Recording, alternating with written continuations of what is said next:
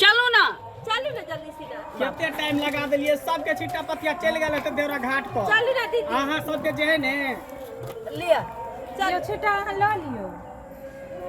हाँ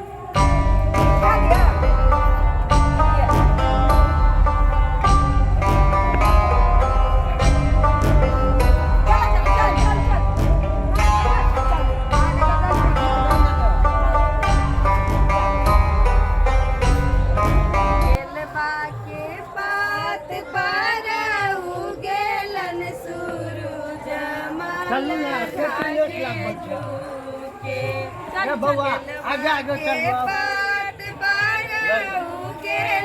सूरज मल झाके झुके के करेलू छठ बरतिया से झाके झुके करेलू छठ बरतिया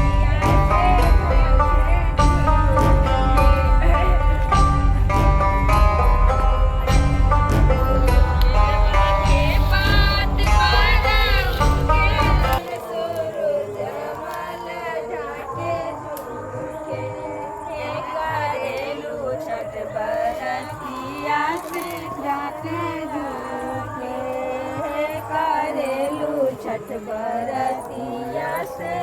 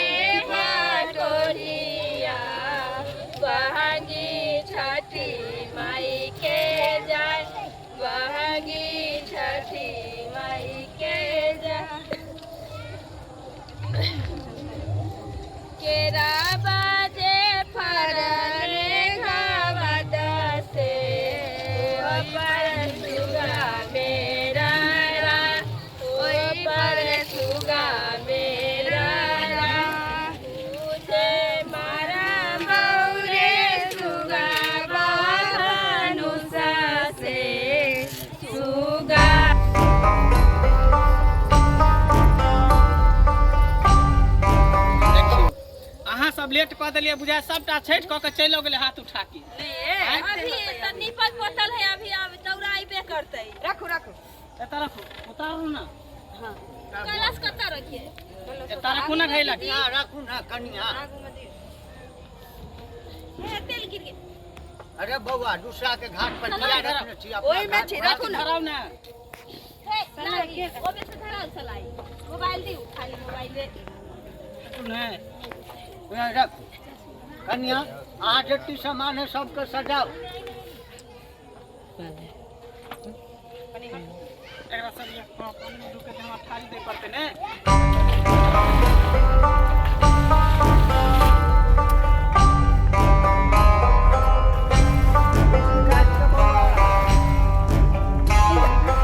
लाओ ना नारियल लाओ ना। दियो ना कन्या बउआ के नारियल दियो ना। पहले पान दिया ना। हां ओहे में चले दा कन्या बउआ घाट में पान सुपारी दियो ना नारियल दियो ना।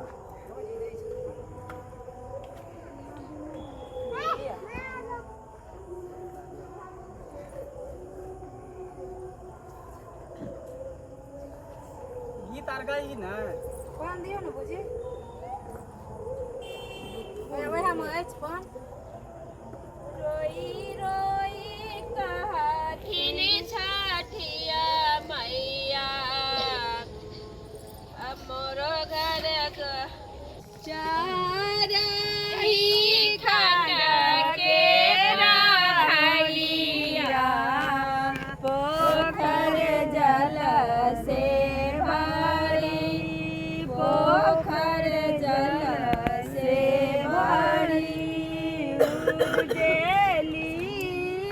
आओ गाना कन्या बोला बुआ तो गो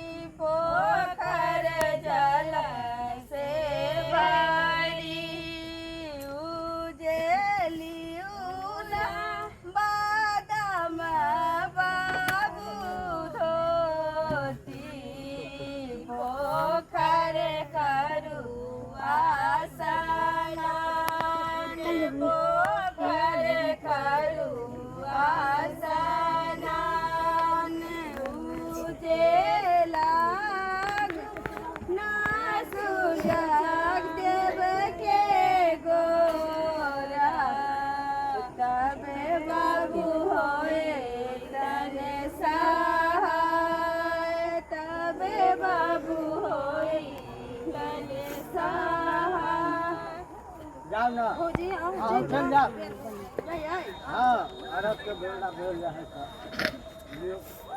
आराम से जा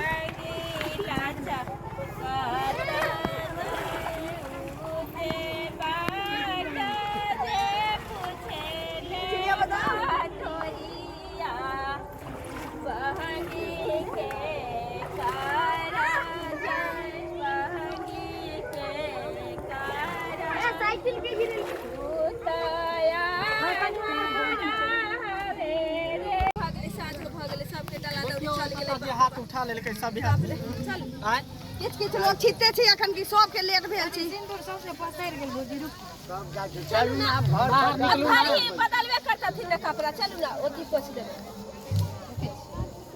भाग चल चल बौआ चल